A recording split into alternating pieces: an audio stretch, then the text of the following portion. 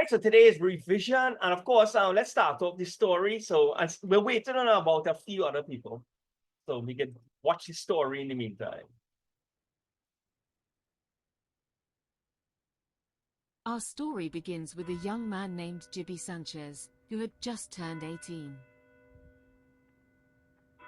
Once surrounded by family, the cruel grip of the COVID pandemic tore them away, leaving him utterly alone.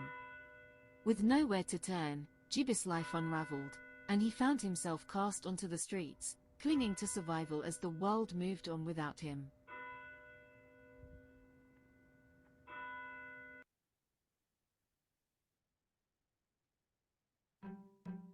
At night, Jibby curls up behind a dumpster, the cold concrete his only comfort. He whispers goodnight to his sister's ghost, though he no longer knows if she's truly there or if his mind has finally begun to slip. She tells him not to give up, that second chances come like a whisper, soft, fleeting, and only those who truly listen will catch them before they vanish.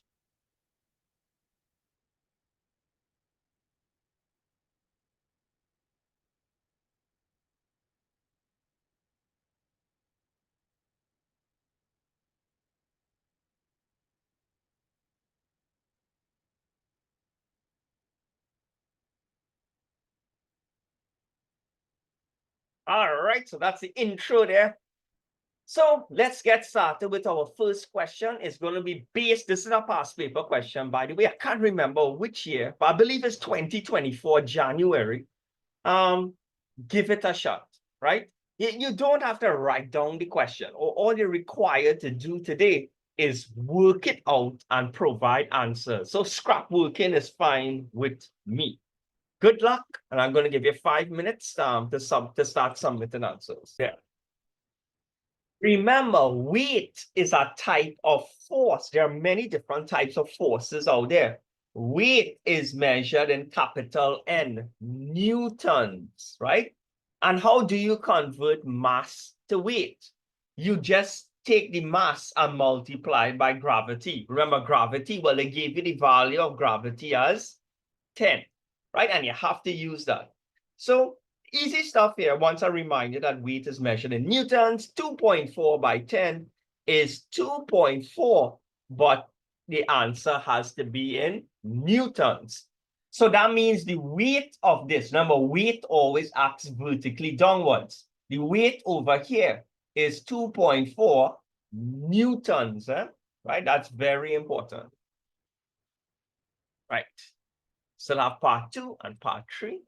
Now, it said it was a uniform meter rule. So that means the weight, I'll use W for weight, right? The weight of the, what do you call this? The meter rule, I will use capital W, but it's exactly in the middle. Now, if it's 1 meter, because I said it's a meter rule, that means from here to here is 0.5 meters, because it's exactly in the middle. Now, from here to the other side also has to be 0.5.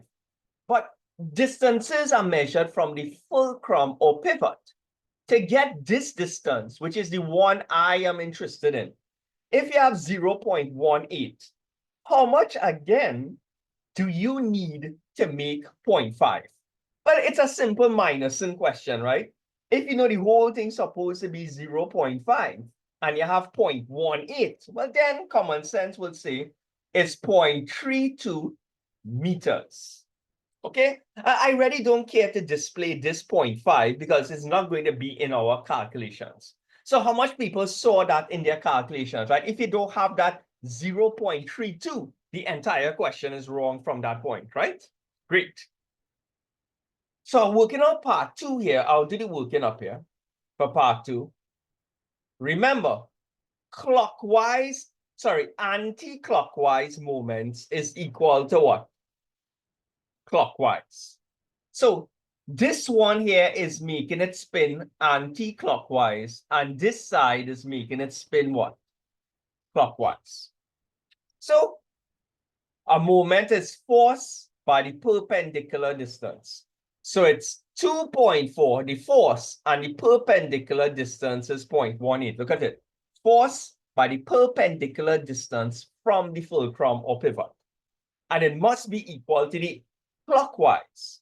So the force is the weight that we don't know, and the perpendicular distance from the pivot is 0.32. This is a simple maths equation, right? Once again, they said it's a meter rule. It's a meter rule. A meter means 1 meter. Now, if it's uniform, that means the weight is exactly in the middle. Half of 1 is 0.5. So that is how we got the 0.5.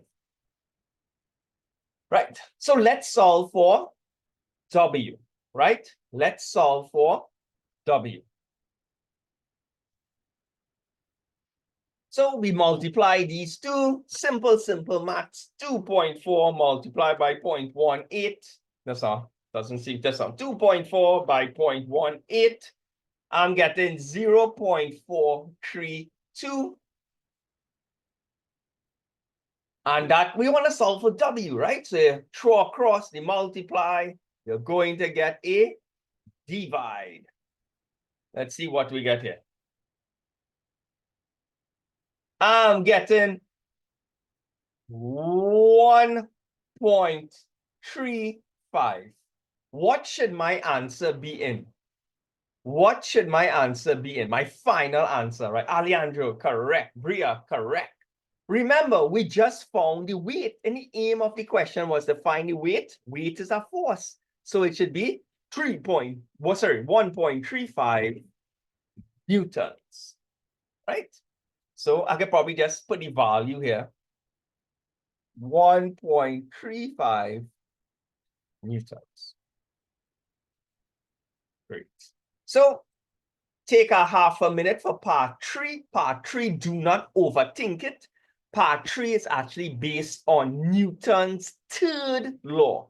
In case you can't remember what is Newton's third law, for every force, there's an equal and opposite reaction force. So if you push on something at 5 newtons, it will push back in the opposite direction at exactly 5. So I hope that helps a little bit. Okay. What's going to happen here, right, is that you have two downward forces, right? The two downward forces are 2.4 and 1.35. So in other words, all downward forces have to be equal to all the upward forces. So remember, these two forces pressing down. So that means the fulcrum is going to press back upwards. He's the only one who has the opportunity to resist.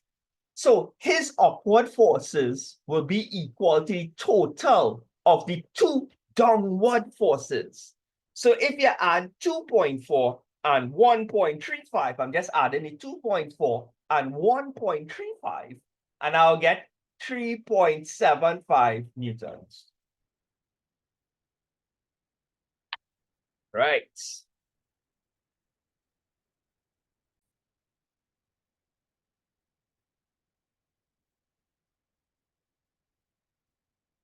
All right, now I know I did a question like this last week, right? You all remember doing this question last week? I'm not going to make you do it back. I just change up the values, right? I just change up the values. I'm not going to waste your time too much on this one, right? But we can always continue the story, right? And do some other stuff, okay? So remember, the wishing star fell from the sky, and of course, a magical book appeared, right? Gibby stares in awe as the book materializes before him, glowing faintly in the dark. But he's at the end of his rope, too tired, too broken to question it. With a trembling breath, he closes his eyes and makes a wish. In an instant, a strange force wraps around him, and before he can cry out, he's yanked into the book, swallowed whole by its mysterious power. All right, so the magical book, being a magical book, pulls him into the storybook itself. So that's him being whisked into the book there, right? And of course, the book spits him out inside of whatever is going on inside of the book. Gibby is hurled out of the book, landing hard on unfamiliar ground. Around him, chaos erupts, horses thunder past, and the air rings with the panicked shouts of soldiers. Confusion and fear grip him as the world spins wildly out of control.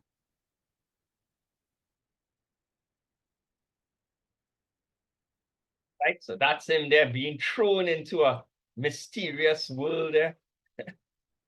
Right?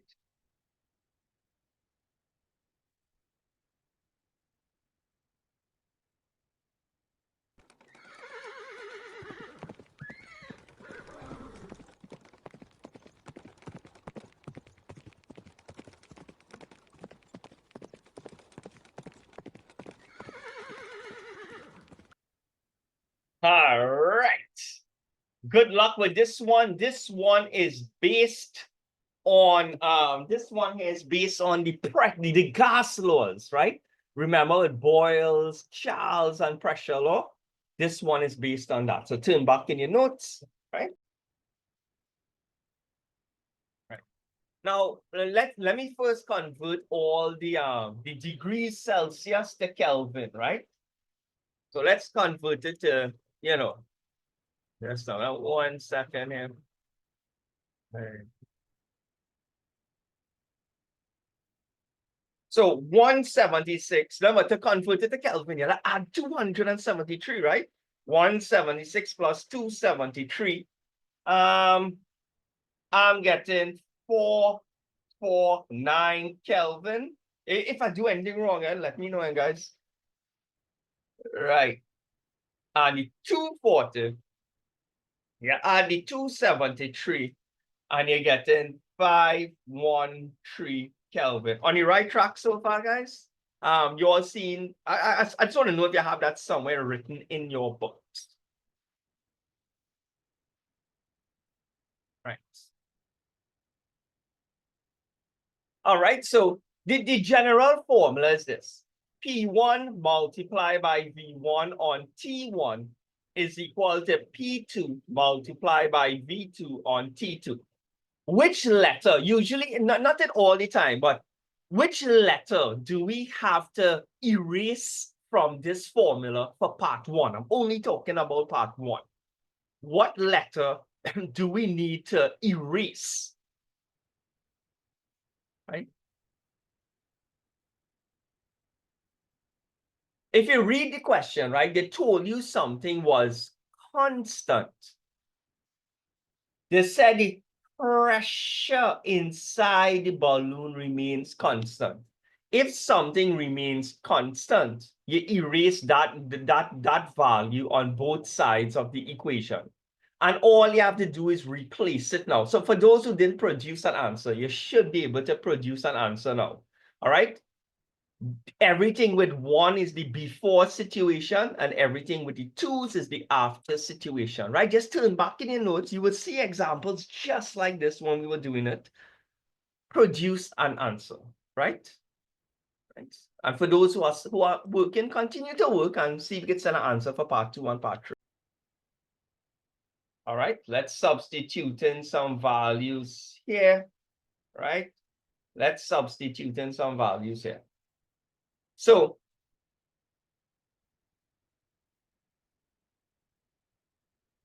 V1, right? That's the initial volume. So you start off with 28. You start off with 28 there. So that's the initial volume. You want to find the new volume, V2, which we don't know. The initial temperature is 449, and the final temperature is 513. So let's cross multiply and solve for V. So V2 multiply by 449, and then you multiply the other diagonal. 28 by 513 is 14364. We want to solve for V2. Throw across the multiply, we get what? A divide. So V2 is, how much people got this? Real close to this, right? 1.99. Rare. I mean, some people just gonna round it off to 32. What? meters cubed, but 31.99 is the better answer, right? Because that's more accurate, obviously. Right, so the answer for this one here, right, is I'm going to put 31.99, right, to be real accurate. Right? Because I don't think they said to the nearest whole number. They just said find it. All right, now in the next one, it's almost the same thing, but in the next one, they said that the volume was kept constant. So you restart the question, but this time you erase the V's in the formula because the V's remain constant. Okay? So I'll start it off in 1 minute, and then I'll work out both part 2 and part. But this one, like I said, it will just be left with the V's and T's because the pressure is remaining what? Constant. So let's see here. Oh, 1 second here. What are the two values here? Oh my Lord. The initial volume is this. 1 multiplied by 10 to the power 5. We trying to find the new volume, right? Sorry. It's pressure, guys. So I made a mistake. Oh Lord. It's P1 and P2. My mistake. Right? It's the pressure that we're trying to find. V's were needed to be erased. Right? So let's remember the temperature has to be in Kelvin. So for both of them, you have to add 273, which we did before, right? So over here is 449 Kelvin, and 240 plus 273 is 513. Cross multiply, P2 multiply by 449, 1 exp to the power 5 multiplied by 513. I'm getting this 513 with 5 zeros, 1, 2, 3, 4, 5. Throw across the multiply, you will get what? A divide.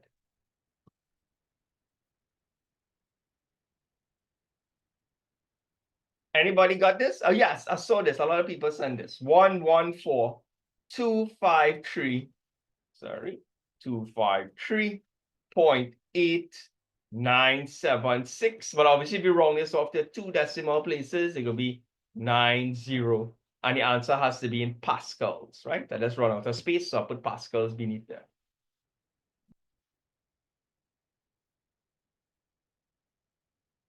Right? Right. So now they want the change in percentage of the pressure. Remember, the initial pressure was how much? 1 multiplied by 10 to the power 5.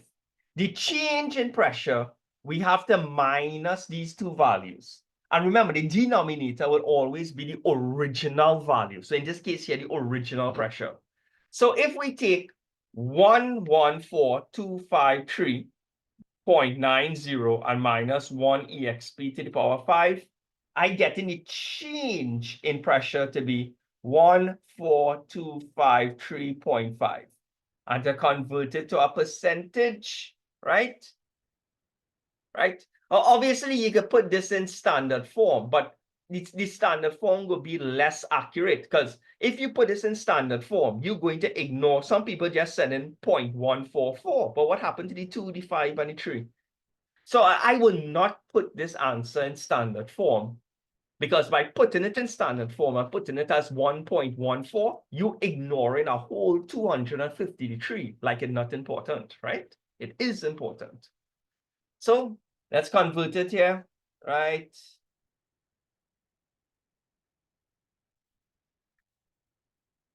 I'm just working it out here. I'm getting 14.25%.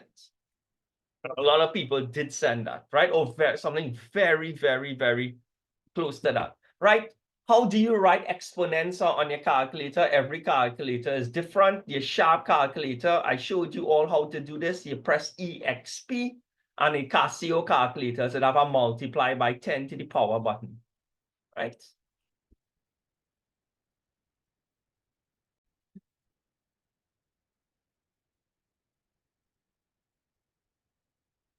All right. All right. So we're gonna let's see how much formulas in electricity. The next question, the next set of questions are going to be based on electricity. When you all had to do electricity for homework, you had a bunch of formulas to memorize. I'm gonna start you off with one of them. Voltage is current by resistance. See if you can fill out the rest, right? I think there's 7 in all, not 8. But see how much you can remember by heart. Get a scrap piece of paper and without looking back in the notes, see how much of the formulas you can remember from electricity, right? Because in physics, there is no formula sheet. Give it a shot. Let me know when you're finished trying, and I will fill in the rest. Choose from. This is how much I can remember. Power is current by voltage. Power is also current squared multiplied by resistance. Power is also voltage squared divided by resistance. Which other ones it have? Q, charge, is current by time. Work is power by time. I'm missing out any? Anybody see any that I'm missing out? For some reason, remember, work and energy is the same thing. I feel like I'm missing one here. I feel like I'm missing. Right, somebody reminded me. Work is charged by voltage. Those are the 7. Those are the 7. This is the one I was missing. Work is charge multiplied by voltage. Right now, you should have all of those formulas already in your books, right? Because that was due how much months ago? All right, so let's go. Let's try some questions. Now, you have to remember, you already have this note in your books already. Ammeters are always connected in series. A meter measures current, and it should always be in series. Voltmeter is the opposite. It measures voltage, and it should be what? In parallel. And you have the reasons for it being in series or it being in parallel in case they ask you in the exam. Right, so if you don't have this note, right, I would advise you quickly screenshot it and we'll move on to the past paper question. But one of these questions is actually coming back in a few seconds.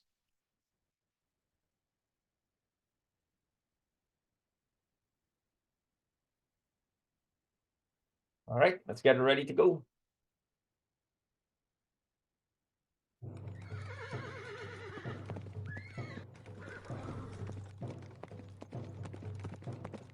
Right, so this is what the horsemen were running away from.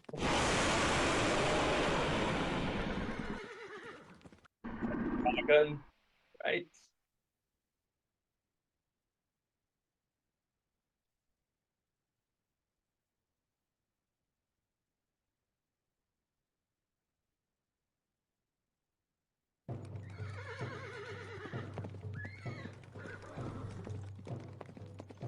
I don't know what happened here. Sorry, it have the same slide twice.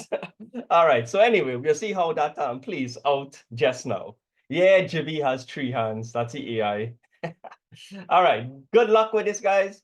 Hope you have to sketch this diagram, meaning that you have to sketch the circuit diagram for this realistic looking lab here. Right? If you look carefully, it's just a resistor. It have voltmeters, it have an ammeter, it have a battery, a switch. Right? Give it a try, give it a try. Take a 2 minutes, see what you come up with. Now, if it's on X, right? Let me just say it's on X. That means the resistance of this is 0. So it comes like this. It comes like this over here doesn't really exist because it comes like a piece of wire. If this has a value of 0 resistance, a piece of wire effectively has 0 resistance. So if something has 0 resistance, it just comes like it's just a piece of wire, almost like the device doesn't exist. What's the formula we can use here? Voltage is current multiplied by resistance. We can more than find what? Remember, the total voltage here is 3 volts, 1.5 plus 1.5. And we could find the current coming out of this battery. Well, what's the current coming out of this battery? We just take the total voltage, which is 3, and the only resistance in this circuit is the 10, right? So voltage divided by resistance, 3 divided by 10 gives you a current of 0.3 amps. So that means 0.3 amps is flowing out of this switch and flowing through the 10 ohms and also flowing through the ammeter. Remember, if two things are in series, they receive the same current. So the resistance of the whole circuit is just 10 because that's the only what? Resistor. The ammeter reading will be 0.3 and it only have one resistor. So that means all the voltage from the battery gets thrown across the resistor. So it will be 3 volts. How much people had that answer for X? Right? Well, from what I've seen, remember, I think some people didn't realize it's 2 batteries. 1.5 plus 1.5 is 3. Right? Now you have to redo the question so that you move it to Y. Now remember, if you move it to Y, right, it comes like you have a second resistor now, and the value of the second resistor is 20 ohms. So you're going to have to redo the calculations now. I'll do the second calculations in pink, right? When you move it to position Y, what's the total resistance in the circuit now? The 10 and the 20 are in series. So the total resistance is 30. So the voltage is how much? The voltage is still what? 3 volts. 1.5 plus 1.5, and the total resistance is 30. So how much is the total current in the circuit? 3 divided by 30 is 0.1 amps. So that means now the current coming out of here is 0.1 amps. Write that a little better. The total resistance of the circuit is 30. The current coming out is what? 0.1. And to calculate the volt, remember this voltmeter is just measuring the voltage across the 10 ohms. How do you calculate voltage? Voltage is current multiplied by resistance. So to calculate the voltage here, you have to take the current here. The current going through here is 0.1 and the resistance is 10. So 0.1 by 10 is 1 volt. So it will be 1 volt here. Right? But not much people got it correct, but I'm hoping that you understand it now at least. Right?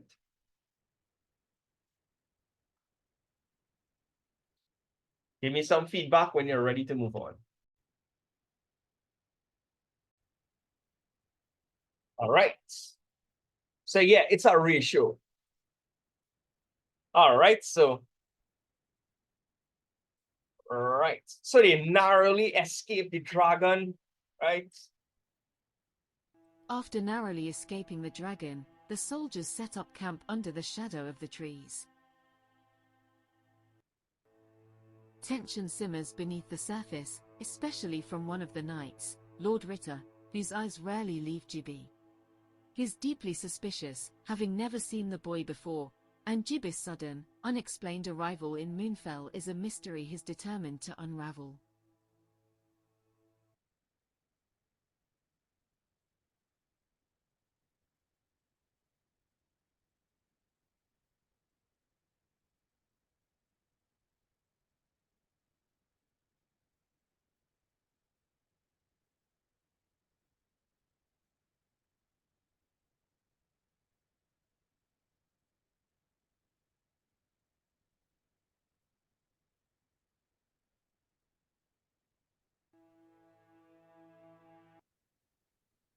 Lord Ritter, heeding Gom Gom's advice, dragged Jibby to the base of the hill for questioning.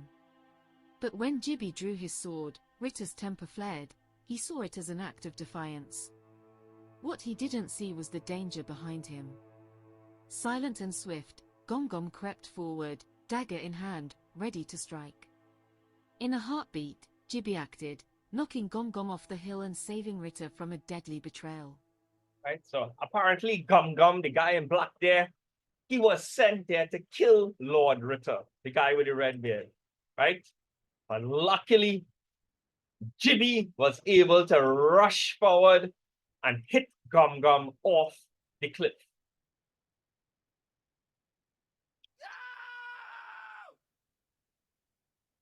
But Gum Gum changed into a crow, right? So he apparently he's magical or something like that. Gum Gum is a cool name. I don't care what you all tell me. Right, so Gum Gum swears he will have his vengeance, right? This life or the next. All right, guys. Good luck with this one. This one was a tricky one, right? It was a tricky one, but still, good luck. Take up 5 minutes. I just want to point out something, right? Remember this formula.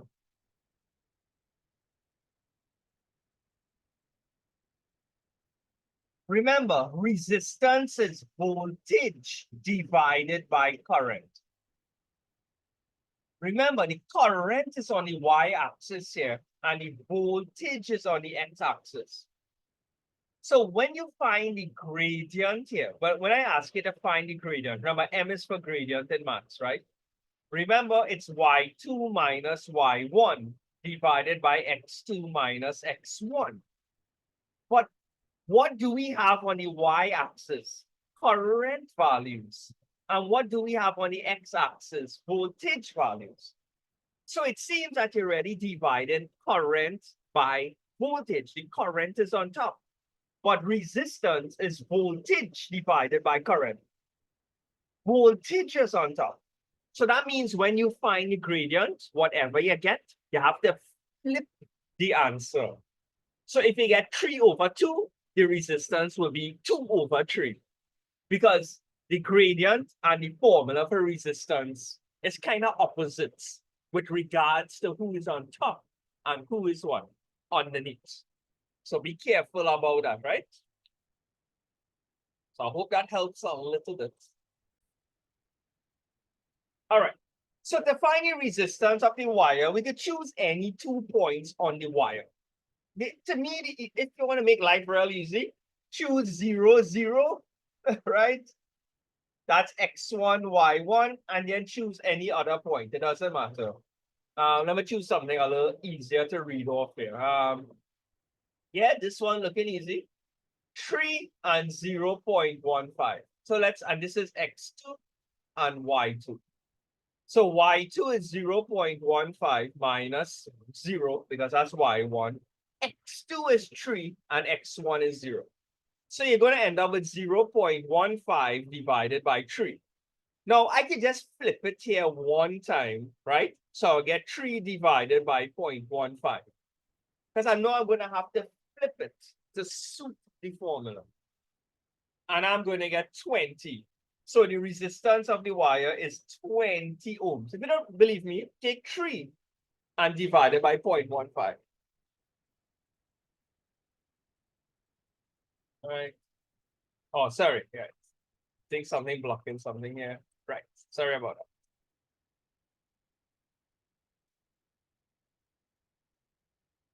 that. Right. Now, let me just give you a little hint for part 2. Part 2 is a curve. You don't already know how to find the gradient of a curve. So you're going to have to draw a tangent at that point. You want to know the resistance of the lamp when the current is what? 0.2. So where's 0.2? Look, 0.2. Now, it's current they're talking about. So look at the y-axis. They want to know the resistance at this point here when the current is 0.2. But this is a curve. The lamp is a curve. Like I said, you don't know how to find the gradient of a curve. So what you just have to do in the exam, you just have to take a ruler and draw a tangent at that point. right? You have to draw a tangent at that point. A tangent is a straight line now. And then you take two values off the tangent. How much of you all did this as a lab, as an SBA lab, where you had a curve and your teacher make you draw a tangent at that point? Because you don't know, well, how to find the gradient of a curve in regular boring physics now. Well, right. But if you're not doing odd maths, you have to resort to the tangent. So here's what, guys. Let me get the two values for you. This value here looking like what? You take 2 points on a straight line, right? So if you extend this, it might go through here. So this point here looking like 2.5, that's our 2.5, and the y value looking like, if it has 0.2, that's our 0.2. 0.25 divided by 0.2 divided by 2. Here is, that's our guys, like 0.25 minus 0.2 divided by 2 plus 4. Here would be 0.275. And this point here,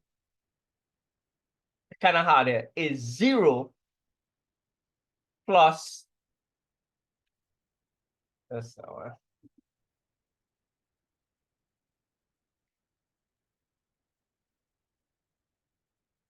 oh Lord, I don't know why they give us such hard, and why they only giving us 2 marks for this is beyond me.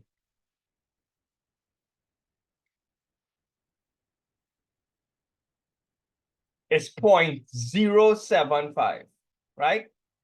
0.075. Right, so I hope that helps you out a little bit. This is x1, this is y1, this is x2, and this is y2. So what to do? Find the gradient and flip it.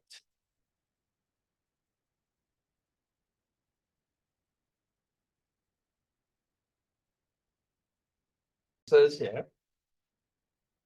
So to find the gradient, remember, it's y2 minus y1 divided by x2 minus x1. But we said we would have to flip it, right? Because, you know, v needs to be on top. So y2 is 0.275. y1 is 0.075. x2 is 2.5. And x1 is, well, 0. Once again, I think this we should have get 5 marks for this.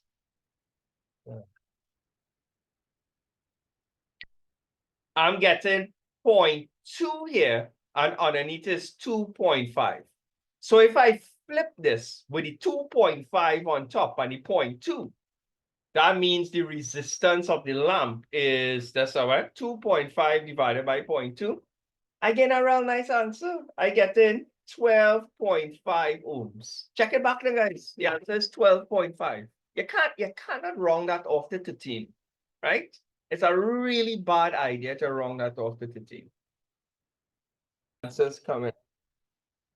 Remember, they kind of came out up front and in the question said, hey, the current is 0.2. So how much is the resistance? Remember, they told you that the lamp and the resistance wire is in series. The resistance of the lamp is 12.5, and the resistance of the what do you call it? The wire is 20. So how much is the total resistance? 20 plus 12.5, because both are in series. So 12.5 plus 20 is 32.5. When you multiply those two together, what do you get for the total voltage? I'm getting 6.5 volts. That's your final answer for part 3. Because the two of them are in series. So to get the total voltage, you take the total resistance and multiply by the total current in that particular circuit, part of the circuit. Right? All right. Well, when is our physics exam? It's this Thursday coming up.